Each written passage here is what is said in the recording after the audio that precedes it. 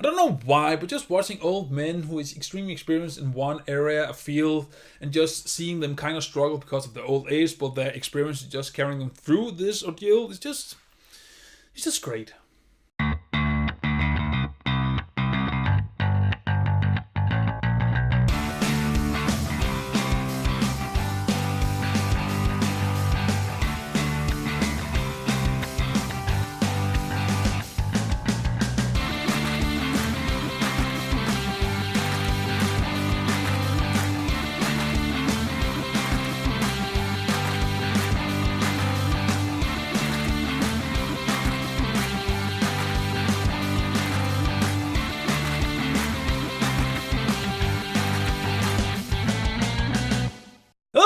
My name is Daidarius, and welcome to the review of The Highwaymen. So The Highwaymen is a Netflix movie, so yay, it's been a long time since you've done one of these. The Highwaymen follow Frank Hammer and Manny Gold. They are the two men who was tracking down Bonny and Clyde when that was going on back in the 30s. As you might know, if you know your history, Bonny and Clyde was going around and killing people and just doing their whole rockstar tour across the country. And for some reason, the police couldn't catch them. Whenever they put up a roadblock, they just managed to get around it without the police noticing until they did another crime somewhere else. Therefore, two retired Texas Rangers were put on the case. They were gonna go into their car and track down these two criminals on the highway. There comes the Highwaymen. And we then follow these two as they try their best to find and capture, or more likely kill, Bonny and Clyde. So that is pretty much the movie summed up. So what did I like about this movie? First of all, Kevin Costner and Woody Harrelson, and more specifically the chemistry between these two characters, because that is awesome. These are two very different characters, but they just work so well together because they kind of benefit each other's flaws, because what one of them doesn't really do well, the other might do instead. And just the way you see that these old guys' experience comes into play in these cases, and how they bounce off of younger men in the same field, and they're gonna go by the book because so and so, and these men has, a lot of experiences on their back. They know how to approach the situation. It's just fascinating because you can really see that these men has been in this game for years, even decades. And just the way this whole movie is structured is just extremely well done. It is very well paced. The pace is consistent throughout the whole movie.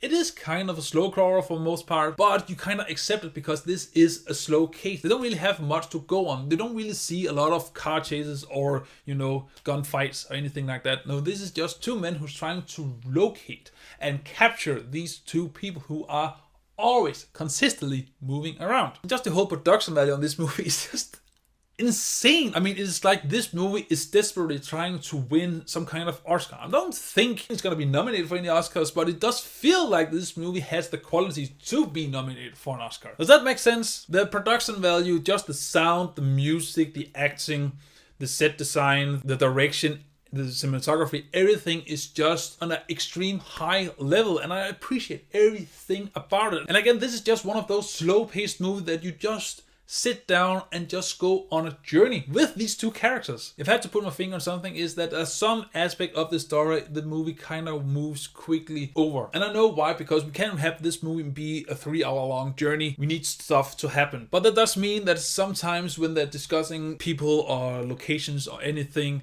they are jumping to a conclusion where you can't always follow it. Some might do, but I often forgot names throughout this movie because we only saw them and interacted with them maybe once, mostly twice, and that is it. And then 2 hours later, then they become relevant again. And that's not the best way to tell a story. If something has big implication on the story later on, you need to make sure that that thing is imprinted into the audience. And unfortunately, it really wasn't with me. That's also the ending. The ending could have been done a lot better. It's just the classic ending of these men just riding into the sunset like cowboys.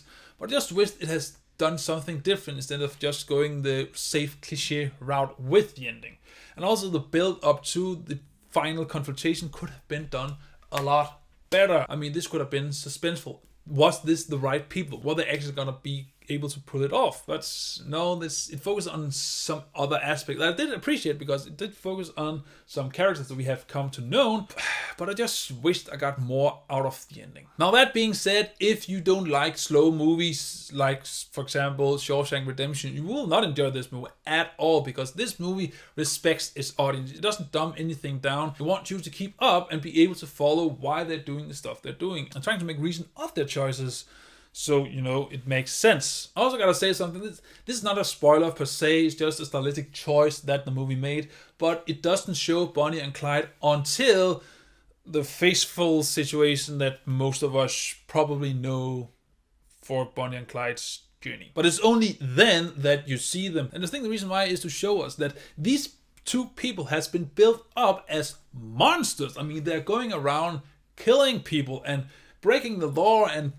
robbing stuff and everything bad you can do, they do. But then you see them and you realize they're just people. They're just normal people. They could be your neighbor. They could be your son or daughter or whatever. Monsters doesn't look like monsters. That's the terrifying thing about them. They don't look like killers. They don't look like murderers or rapists or whatever.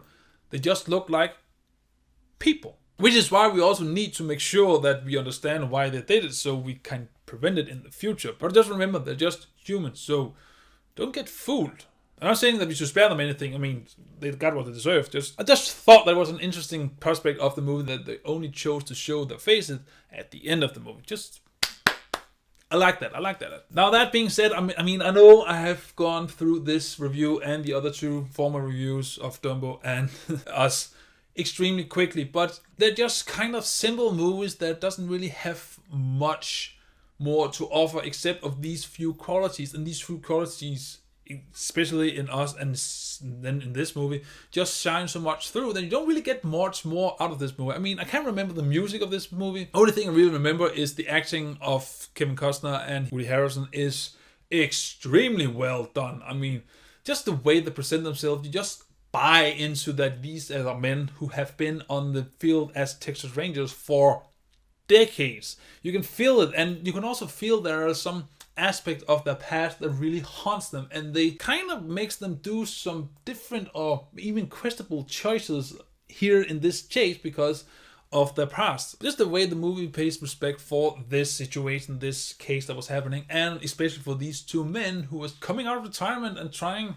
to find these people. It's just mind-blowing, because this is some kind of biography respect that you don't often see, and it doesn't try to sell it as a biography, which is what I like about this movie. I like movies that doesn't try to sell that this is a biography of XYZ of some famous person. No, this is just trying to show you a small aspect of their life where they had an impact or something impacted them. And that's why this movie works for me. It really works for me. However, it is a slow burn, and the payoff could have been a lot better. And at sometimes it kind of becomes stale, but then again, this isn't an investigation, and sometimes you run into a wall. You don't know what to do. That being said, I highly recommend that you watch this movie on Netflix. I mean, it's on Netflix, so you have to watch it on Netflix. But I really recommend that you go watch this movie.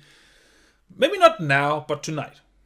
Unless you watch this in the night, then watch it now. Whatever. So, I will say that The Highwaymen, it is worth watching and worth buying on Blu-ray. Which probably means that I need to go buy this movie then. Do I even have room for that? I make room.